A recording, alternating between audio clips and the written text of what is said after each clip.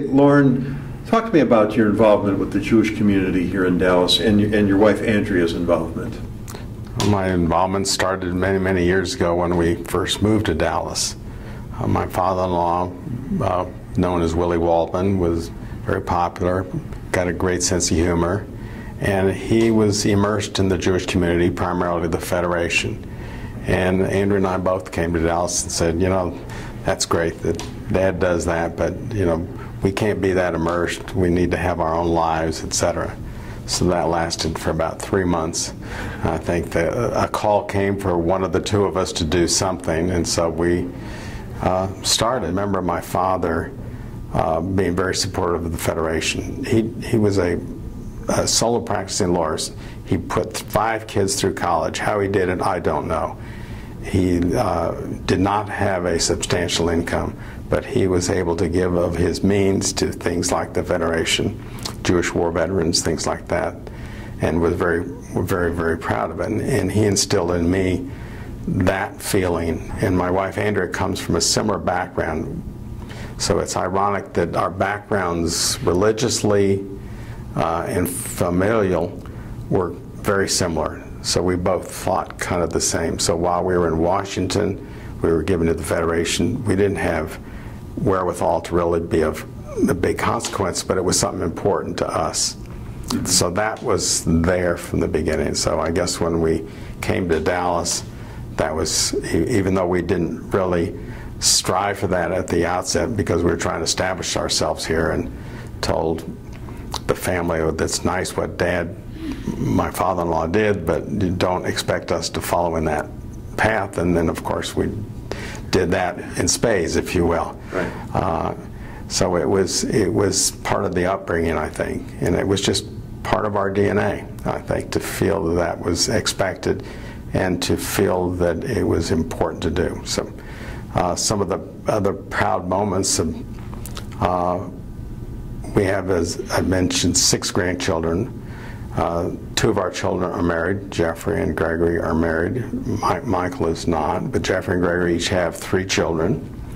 And all 6 of our grandchildren have gone to Jewish day schools, which is something we never, well, wasn't here for one thing, and we never would have dreamed that that would happen. And it's a tribute to the daughters-in-laws that it has happened, because the oldest daughter-in-law was born Jewish, but her family was not very connected Jewishly. Right. But she felt that was important, and the wives are the ones that kind of lead it. So my son may have felt that way, but the wives have to be part of it. Our second daughter-in-law is Chinese, and she converted to Judaism before they were married, and it's something that she did welcomingly. It's not a condition of the marriage, and a very interesting explanation on her part as to why she did. Something she felt comfortable with. She'd been in our home for Jewish activities, whether it's Rosh Hashanah or Passover, and felt very comfortable with it. So she wanted that for her children. So here we have 6 grandchildren. They all go to Jewish day schools, the oldest of whom went to Yavna, which is a modern Orthodox high school. And the second granddaughter, Erin, reads Torah fluently, or easily, if you will. She has a knack for doing it, and so she gets called upon periodically to read Torah, wherever she might be. Right. So it's just a comfort level, and I think that that's a change from when I grew up. I didn't sense anti-Semitic feelings when I was in Denver. You kind of knew that was there, so maybe it was you're on guard, but you didn't feel that. And I see now that the kids and our grandkids are so much more comfortable with being Jewish, that it's just part of life, and they're proud of it. I think we were proud of it in a different way. We wanted to keep it in the closet, if you will, because you were afraid of what would happen if you let it out in the community as a whole. And it's really commendable that Dallas has been open to it. I mean, you look historically at all the Jewish activities and the leadership politically that has evolved in this city. It's great, and Denver's done something similar. So it's a real tribute. I think my first involvement was with the Federation in a capacity, in 1 or 2 capacities. I can't even remember what now.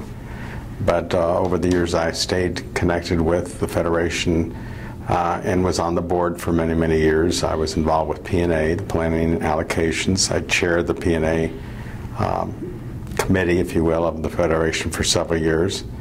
A challenging position because there's always a greater need than there is a supply of funds. Mm-hmm. And it was to try and go through what those needs were and prioritize them with a group of other people. It certainly wasn't a solo job. And knowing that funds are always limited, we had a big challenge in allocating the dollars to do the most that they could, trying to take into consideration as many things as we could. Mm-hmm. So my first involvement was with the Federation. Later I became involved with the JCC, and I went up the ranks, became president. So I was president for a couple of years. The J is one of the central organizations in the community. It's done an outstanding job. It's had its bumps in the road, but it has emerged very successfully in the latter years. And so I think it's a real credit to the community that it's here, and I was very happy to be of whatever help I could. Right. We have all the grandkids participate in the activities at one time or another. Our daughter-in-law, I know, has been involved ever since she moved here around 20 years ago in the gymnastics program. So she works for the J and has headed up the gymnastics program for the last 15 or 20 years. And I know it takes great pride in what she's been able to do with the kids, because it's part of her attitude is the kids need to have an opportunity to do what they can without necessarily being judged that the winning is the only thing. It's to help them develop skills in their lives, etc. And your wife Andrea was president of the Jewish Historical Society. Yes, she was the last president, but she's been involved in a lot of other things. She's been the president of the Federation. A number of years ago, she was the national chair of JCPA, which is an umbrella organization of the Jewish community relations agencies throughout the country. There's around 120 of them in the different cities. And then there's an umbrella, which is JCPA, Jewish Council for Public Affairs. It has offices in New York and in Washington, and it's involved with public policy of Jewish nature, but not necessarily. I mean, there are concerns about poverty for everyone, and Bill of Rights issues. Certainly Israel is a important segment of what they do, but it's not the only one. Let's go back now, 1939, Denver, Colorado. Yes, I don't remember much about that, or at least the first few years, but I... Well, come on, tell me. Let's go back. What can you remember when you were little? I can remember the second house my parents lived in, which is at 764 Claremont Street. Okay. It's a block or two from the General Rose Memorial Hospital. My father served in World War II, and while he was gone, I remember that the hospital was dedicated and Dwight Eisenhower was there. Wow. And my mother walked me down that entire block and a half, and we witnessed that. I don't remember the details of it, but I remember going to it. And when we lived in this house in Denver, you could look to the east, and there was nothing to the east of where we lived, for the most part. Lowry Air Force Base, which was about 4 or 5 miles further east, but there was a big gap between where we were and that. Yeah. Well, that no longer exists, the gap that is. Right, it's all filled in. Denver was an exciting place to live, and my father was born there, and he was one of 5 also. His father had come there, was an immigrant from Russia, and was in the plumbing business. And then going through the chain of family members, the oldest brother ended up being a doctor of all things. Then the next one was a plumber like my grandfather. Then my father was a lawyer. Then my father had 2 sisters, one of whom remained in Denver. She married a plumber. The other moved to California, and she married somebody who was in a different business. So I had a large family in Denver. Now, do you remember your grandmother? Yes, I remember. On my mother's side, my grandmother on my father's side I never saw. She was killed in a car accident before I was born. Oh my gosh, sorry. But her husband survived. He used to call me Sonny Boy. He had 16 grandchildren. and couldn't keep their name straight. I could well understand that. I have 6, and it's trouble. But he would call me Sonny Boy, and every birthday we got $5, and he was one of a kind. He was very feisty and took great pride in his family. And one of the last acts he did that I witnessed was, I went to college at Tufts for a couple years before transferring to the University of Pennsylvania and graduating from Wharton, but he visited me at Tufts and pointed out something in the place I was staying, that be wary of this heater, this gas heater that's in your room. You have to be conscious of that. So I tried to be, and unfortunately he then drove to Florida and died.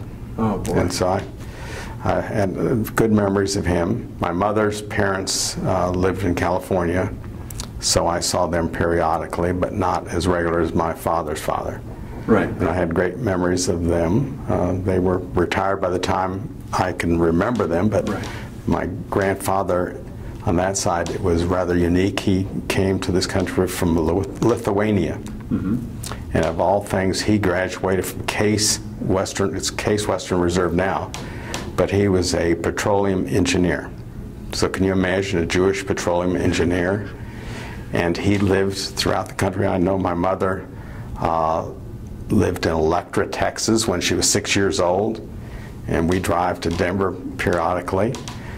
So we always vowed that let's stop in Electra, Texas, because it's on 287 on the way from here to Amarillo. So we stopped to see what was still there, and the streets were paved with bricks, like you can imagine what it must have been then. Right, but of course, the city is deserted, and we tried to check some of the records, but we were told they'd all been moved to Wichita Falls. Wow. Just to check see what school my mom went to or something like that. Yeah, yeah.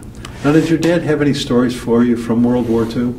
Well, the biggest, saddest thing is really the story that my father didn't tell me from World War II. He went away, and I think the third child was born while he was gone, and he got to Belgium, and he ended up with trench feet or something for being in the mud, so he was sent back to Fort Carson, which is in Colorado Springs. And I remember going down to visit him while he was recuperating and just seeing various men on stretchers and recovering from various injuries. Fortunately, he didn't have serious injuries from the war. It was only when he died that I found out some things that he did that made me very proud of him, and I wish that he would have told me more about it. After the war, with a group of other men in Denver, lawyers, a rabbi from the Reformed congregation who went on to things nationally, they arranged to raise and gather arms to be sent to Israel undetected, and it was things they shouldn't have been doing. Obviously, it was illegal to do that, but they felt so strongly that Israel needed support. This is in 48. And he never talked about it? He never talked about it, and when he died, I was given a copy of an article that was published in the Denver Jewish paper talking about these 10 or 12 men and what they had done. And I knew several of the other men, but that was just... Did you ever get a chance to ask them about it? No, because by that time they were gone. My father lived to 1998, so he was 86, and I tried to reach one of them, but the others had all passed away, so there was no one to talk to. But it was a remarkable story. They hid these arms and munitions, and how they transported them to Israel, I don't know. But you've heard other stories of how other people throughout the country tried to do that. But my own father, he was a very soft-spoken individual and very supportive of the Jewish community. Now, you had 3 brothers and a sister. Yes. In World War II, your dad's off at war Right. in Belgium. How is this for your mom now? It was tough, but at this time I was 5 or 6 years old, so I can't remember enough about the details. Were any of your siblings also born during the war? Well, no, the sibling after me was born before my father went, and then the third, my brother, was born Well, see, he's 4 years younger than myself, so he was born in 43. So your mom did have a few of you at home already? Oh, yeah, she had 3 children at home. Now, was she working at all, or just... My mother had been a social worker. Okay. Actually, my mother went to law school for a year, I think. My father was a lawyer, and he had a solo practice in Denver. So when your dad came home from the war, he went to law school then? No, he was already practicing before he ever went to the war. He was already practicing? He was in his mid-30s, so he got drafted to go into the service. So he went, and he served. He left a wife and 2.5, what then became 3 children at home. Right. And he came back and tried to pick up where he left off. All right. Where did you go to high school? I went to East High in Denver. And what was high school life like? It was interesting. It was a large class. We had 700 kids in our class. Probably the larger concentration of Jewish kids in high school, but there was probably in my class 20, so it wasn't very many. Right. And I really enjoyed high school.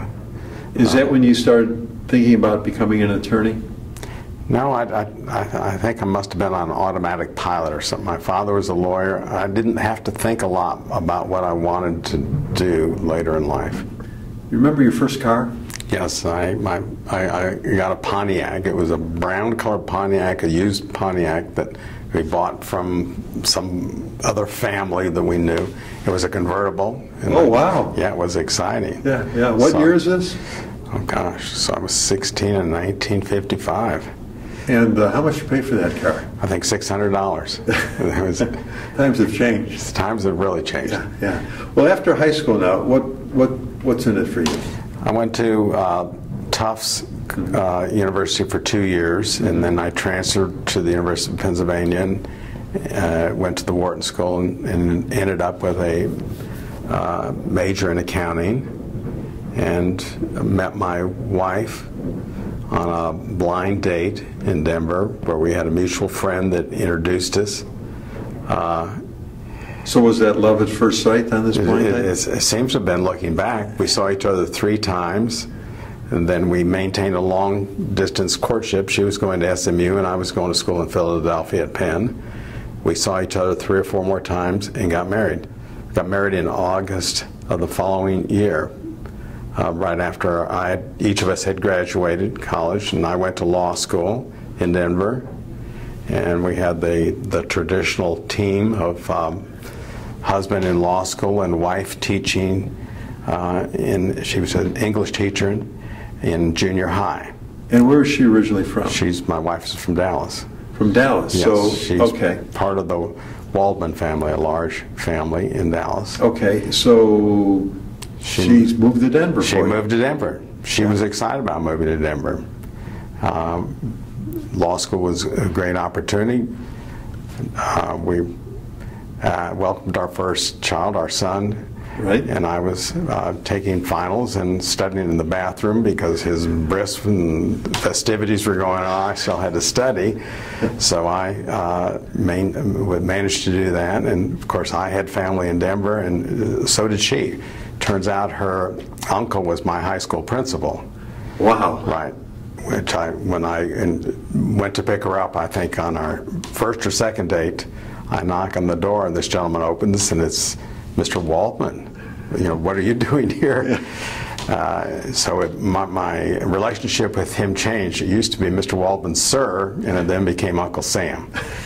So that was a good story. And so that was her father's brother. And what did he tell your wife about you in high school? He said all the right things. Oh, he said okay. he was an outstanding student. He was a great athlete. Okay. And he mixed it up pretty good. So he said the right things. He said the right things. Okay, yeah, so he did good. He helped. He helped. Yeah. So her mother had an aunt there. So we were in Denver for law school. We maintained a good relationship with both sides of her family, with my family, because I still had a number of cousins and aunts and uncles there. And then we moved to Washington, D.C., where I worked for the chief counsel of the IRS office for 4 years. And what was that like? It was a very exciting time, especially in Washington. It is shortly after the assassination of Kennedy, but it was at a time when Washington was still relatively open. and I met a number of individuals, and we, no one had two cars, you had one car, so you had to find a carpool to get to work. So we lived in Virginia, but it's about 8 miles out, so we carpooled with people that I'm friendly with to this day. Wow. That ended up moving to Dallas. So you would drive to work, and whoever would drop you off in front of the IRS building on 12th and Constitution, then he would park the car. But you would see other government officials being driven to work. J. Edgar Hoover, McNamara, Orville Freeman. You would see them, and you'd go to the symphony. We would sit in the bleachers up on top, and then the presidential box would be on the side. Well, you could spot the empty seats in the intermission, so you go down and sit on the first floor, and then now you're looking up at the president. So, you didn't see the president there a lot. The biggest encounter I think we had was the time that Hubert Humphrey was holding the door for my wife to go out. Wow, it was very, very nice. But you would see all the politicians, so you're face to face. You're relatively a young kid, Yeah. Relatively, yes. Yeah, 22 years old. Yeah, right. that's a kid. Right. Are you realizing where you are and what's going on around you? Yes. Well, at that time, no. It was an exciting phenomenon because when LBJ was sworn in, when he was reelected, we were sitting around watching the television. Of course, it's nice and chilly outside. We decided, this is crazy. How many times in your life you get to go to an inauguration? So we turned the TV off. We drove down and tried to see how close we could get. Somebody was coming out of the reviewing stands, offered us 2 tickets. So there we are, wow. 50 yards away from where all the action is. And it was very, very exciting to be there and see these activities taking place. I mean, our oldest son's, I remember him calling Huntley and Binkley because that's who he'd watch on TV. Huntley and Brinkley, though. Right, but that was his version of it, Huntley and Binkley. Yeah. So he enjoyed that. So we had, our first son was born in Denver, then the second one, Greg, was born in D.C., then our third one, Michael, was born in in Dallas when we moved here. Right, now how long did you guys stay in D.C.? We were there 4 years. It was kind of like a internship, if you will. It was a 4-year commitment you needed to serve. Right. And that's what most of the people did. It was a kind of a stopping point or a way to supplement your education. I was going to be a tax lawyer at that time, so working at the IRS was a perfect place. The alternative was to go to NYU and get a master's in taxation. But I already had 1 child, so I needed to find a way to supplement income. Right. So I got a paid position and was able to still learn about tax law. Well, what brought you back to Dallas then? Well, why Dallas? Dallas was a place that I enjoyed, having met Andrea and been here a few times. And her family was a wonderful family, very inviting, very easy to be around. I remember it was always the hugging and kissing cousins and aunts and uncles. Everyone would always hug each other and kiss them, which was kind of foreign. It was a little closer. Right. It was a more affectionate way of dealing with people, which was very welcoming. Right. And so when the time came for my 4-year term to expire, we interviewed in Denver and we interviewed in Dallas because we thought we wanted to come to one of these 2 cities. Right. And the opportunities in Denver were not very many. I think I had 1 or 2, and in Dallas I had many more opportunities. So I took a job and we bought a house, long distance, sight unseen almost. Andrea's parents had gone out with other family members and narrowed it down to 1 or 2 You let your in-laws pick your house, huh? Yes.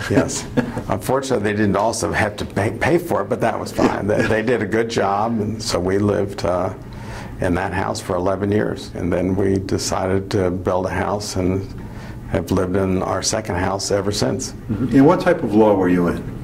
Well, I started as a tax lawyer, so I joined a small firm in Dallas that did primarily corporate type of work. So corporate securities was probably their strong point.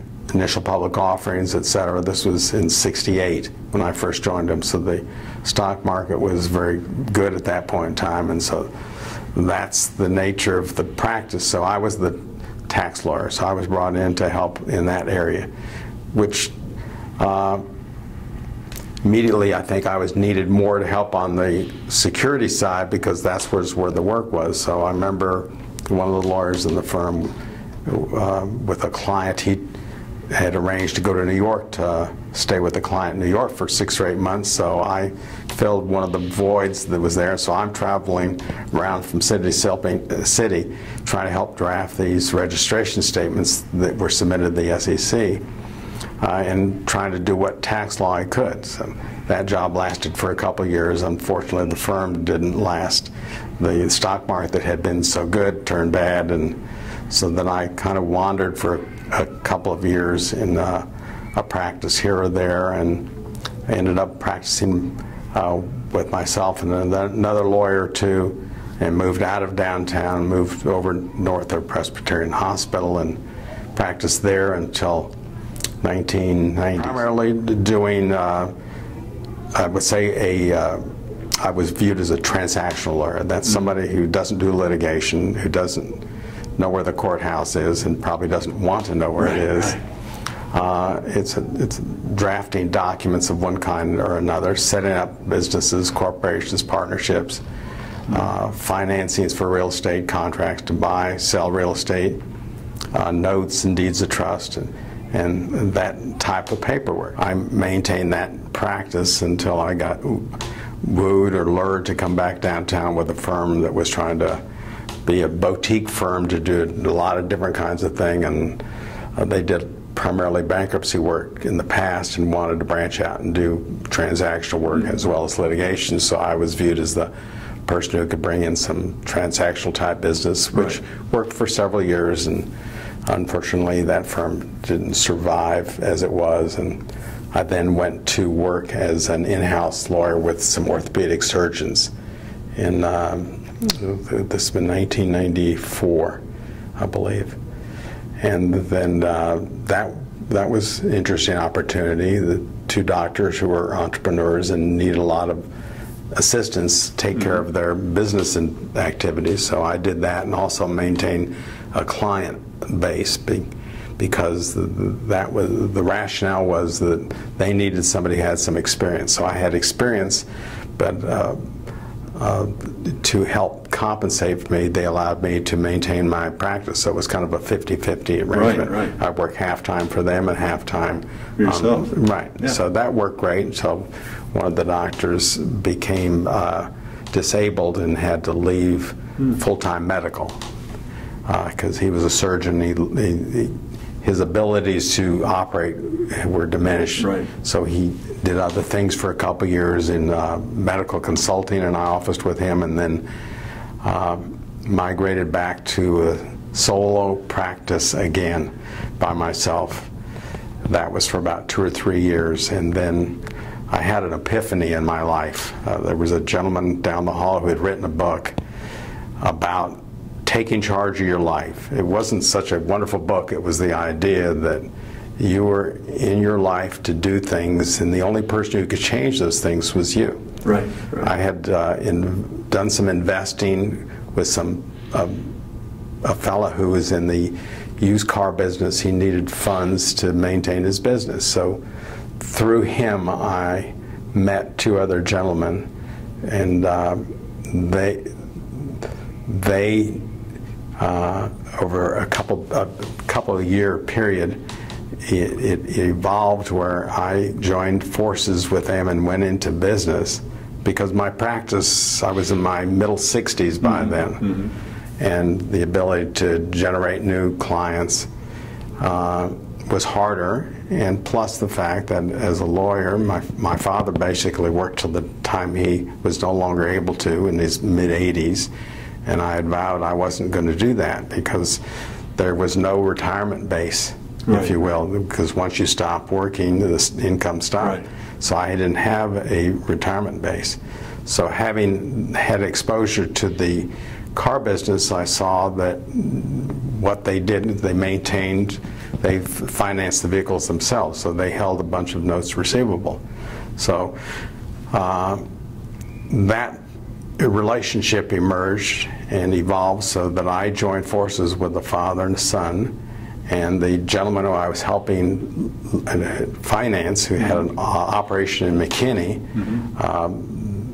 he wanted to migrate and do something different. So he wanted to let go of that operation, and of course I wanted to try and collect the receivables because I'm the one that had the funds in the business.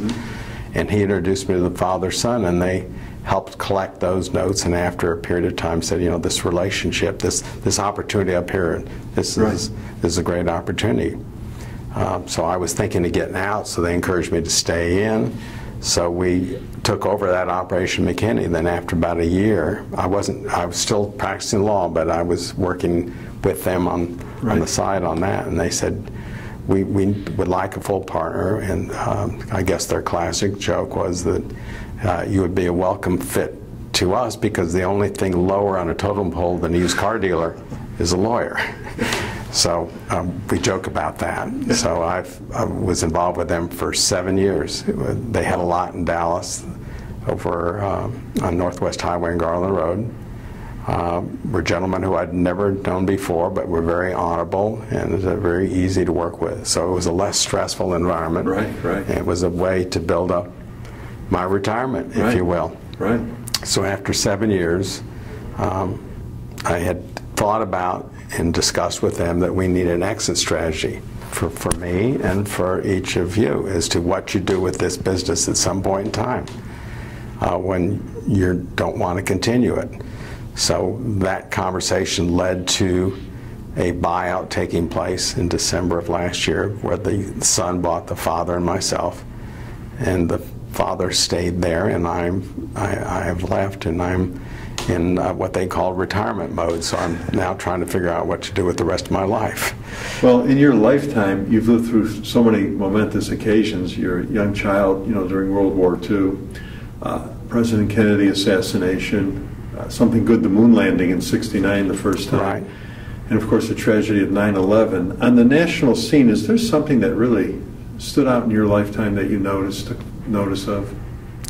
Well, what's taken place in our country at this point in time it's sad to see. I mean, it seems as if we don't have an ability to function the way that we always were brought up to believe that you could. I mean, I've enjoyed reading some of the historical books that have been out on some leaders in our country, presidents. I mean, there's a book on John Adams, on his biography. It was an outstanding book. And the communication between he and his wife while he was in Washington. Then there was another book about the Founding Fathers written by a professor at Brown about what these politicians were able to do then what our politicians can't seem to do now. They believed they had a role to help the government. They, fortunately for them, had other activities that would supplement their lives, so they were able to devote themselves to serving the country in the true sense of the word. And once that they were through with that, they let somebody else take over. And it seems as if we're lacking that attitude. We've got so polarized, and I personally don't know a way out. I can't. I wish I could have them all read this book and take a vow to go back to that, take a vow to let the government do less, but do it more effectively where everyone doesn't have their own interest at heart. Right. Those politicians did, or at least didn't seem that way when Washington really didn't want to be president. Right. And you don't have that now. You have 3 sons and 6 grandkids. Yes. What advice does Granddad want to leave to the next generation? Be responsible. Learn how to take care of yourself. And practice the golden rule. Do unto others what you would have them do unto you. That's the easiest advice. And I think being responsible is the hardest challenge the kids have now, because there's so many opportunities. When I grew up, the expectation, if you were going to college, you were going to either be a professional or you weren't, whether it's medicine, law, accounting, or something, or you were going to go into one of the trades, or you're going to go into a family business or something like that. But there are just so many more options that exist now. I mean, my oldest granddaughter just graduated from Emory College, or Emory University, and she wants to get into the sports broadcasting marketing field. Very tough, but it's something that you wouldn't have thought of, 20, 30 years ago. You did a great job, man. Thanks for doing this today. Well, you're welcome.